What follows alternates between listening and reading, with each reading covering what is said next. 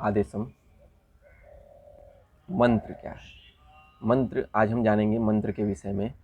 मंत्र क्या है, इसका महत्व क्या है और इसका हमारे शरीर पे क्या असर पड़ता है, जीवन पे क्या असर पड़ता है। तो मंत्र जो है, जैसा कि नाम से ही प्रतीत हो रहा है, मंत्र अर्थात मंत्र, मन को नियंत्रित करने वाला जो साधन है वह मंत्र कहलाता है। मंत्र की जो उत्पत्ति हुई है यह स्वयं ब्रह्म से अर्थात शब्दों से हुई है। शब्द को ब्रह्म कहा जाता है और ब्रह्म जो है वो भाव का प्रतीक है, क्योंकि भाव कहते हैं ना कि भावना के बिना भगवान नहीं होता, कल्पना के बिना पाषाण नहीं होता।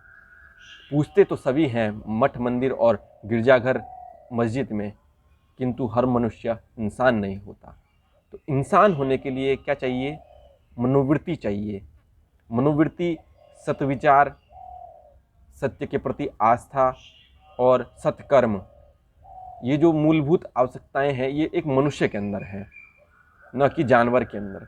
जानवर होता है वह केवल खाता है, हगता है और केवल अपना जीवन के लिए जीता है, किंतु जो मनुष्य है वह सोच सकता है, कल्पना कर सकता है, वह विचार कर सकता है, वह निर्माण कर सकता है, वह वे सब चीज़ें कर सकता है जो ईश्वर द्वारा बनाया गया है, उसके प्रति संवेदनशील जो है वह मनुष्य है।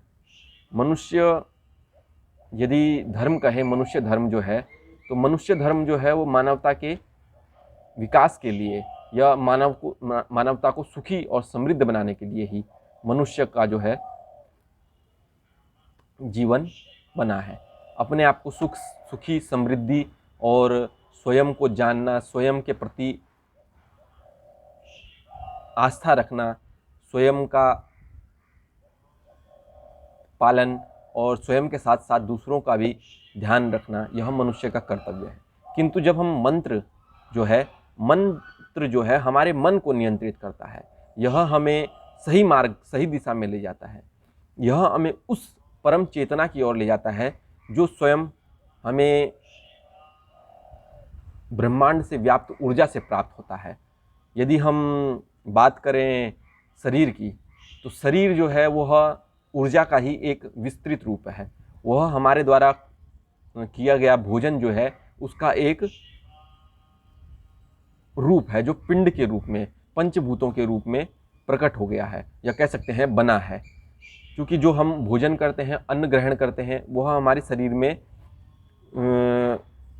मांस के रूप में, या कह सकते हैं कि अन्न का जो रूपांतरण है वह हमारे शरीर में इस हार्ड मांस के रूप में या तत्व के रूप में जमा हो जाता है, और धीरे धीरे करके हमारे स्वरूप जो है वो बदलता है, रूप बदलता है। धीरे धीरे करके हम जो है पहले बचपन में छोटे, फिर बड़े बड़े बड़े बड़े और आज इतने बड़े हो जाते हैं। तो यह शरीर जो है अन्न का एक भंडार है, या अन्न का रूप परिवर्तित रूप है। तो इस पे मंत्र का जो है, मंत्र क्योंकि शब्द है और शब्द ब्रह्म है, तो जो हमारे शरीर को नियंत्रित करता है वो है मन, और जो मन को नियंत्रित करता है वो है आत्मा या चेतनता।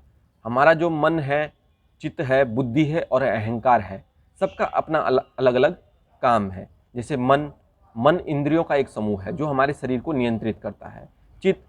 चित्त हमारा जो मन है, उसकी जो विचार हैं, उसकी जो सोच है, उसकी जो कल्पना है, उनको चित्रित करने का काम करता है। वह हमारे सामने विषय वस्तु का चित्र प्रकट करता है। जो भी हम सोचते हैं, यदि हम सोचेंगे कुत्ता है और कुत्ता हमने देखा सामने, हमारे मन में एक चित्र उत्पन्न हुआ कि कुत्ता है, तो कुत्ते का चित्र बन जाएगा।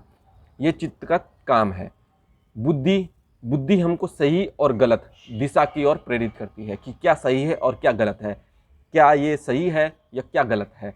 जैसे भोजन है, मान लीजिए यदि भोजन ठीक है तो हम कहते हैं ठीक है, भोजन अभी ठीक है, सुन के देखते हैं इंद्रियों द्वारा, और मन से वो चित्त में और चित्त से बुद्धि में जाता है। बुद्धि जब उस चीज़ का निरीक्षण करती है कि ठीक है अब खा सकते हैं, तो खाते हैं हम। लेकिन अगर भोजन जो है वो अशुद्ध है, या फिर कह सकते हैं कि उसमें खराबी है या गंध आ रही है, तो हम पहले तो इंद्रियों द्वारा उसका निरीक्षण करते हैं। जब इंद्रियों का निरीक्षण हो गया तो पता चल गया कि खराब है, किंतु हमें भूख लगी है, बहुत तेज लगी है, तो बुद्धि इसका निरीक्षण करती है। बुद्धि कहती है कि सही है कि गलत है, खा सकते हैं या नहीं खा सकते हैं। तो बुद्धि द्वारा जो है वह उसका सही और गलत का फैसला लिया जाता है। अब अहंकार, अहंकार एक मूलभूत तत्व है जो होना आवश्यक है किंतु अधिक नहीं, सामान्य अवस्था में। जैसे मनुष्य के शरीर में सभी बीमारियां व्याप्त हैं किंतु एक सीमित अवस्था में, या कह सकते हैं इस अवस्था में कि हमारा शरीर उनको नियंत्रित करता है या नियंत्रित करे हुए है। जैसे बिना लैक्टोबैसिलस जो जीवाणु है उसके बिना दही जम नहीं सकता है, वैसे ही हमारा शरीर जो है इन बीमारियों के बिना चल नहीं सकता है। यह बीमारियां भी आवश्यकता अनुसार होती हैं किंतु आवश्यकता से अधिक जब बढ़ जाती हैं तो हम उससे ग्रसित हो जाते हैं, अर्थात वो हमारे शरीर में अधिक हो जाती है। जैसे हमारे शरीर में वात और पित्त और कफ, ये 3 तत्व हैं जिनसे हमारा शरीर बना है, यह हमारा शरीर नियंत्रित होता है। यदि एक भी अवयव का आधिक्य हो गया, कफ का हो गया या वात का हो गया या पित्त का हो गया, तो हमारा शरीर बीमारी को ग्रहण कर लेता है। उसी प्रकार जो हमारा मन है, यदि यह गृहस्थ अवस्था में है चले गया, या हमारे जो विचार हैं वह आवश्यकता से अधिक तनाव में हमको ले जा रहे हैं, तो इनको नियंत्रित करने के लिए और अपने शरीर को सुव्यवस्थित करने के लिए जो शक्ति है, जो मंत्र है, वह हमको सही दिशा में प्रेरित करती है और हमारे विचारों को, बुरे विचारों को हमसे दूर करती है।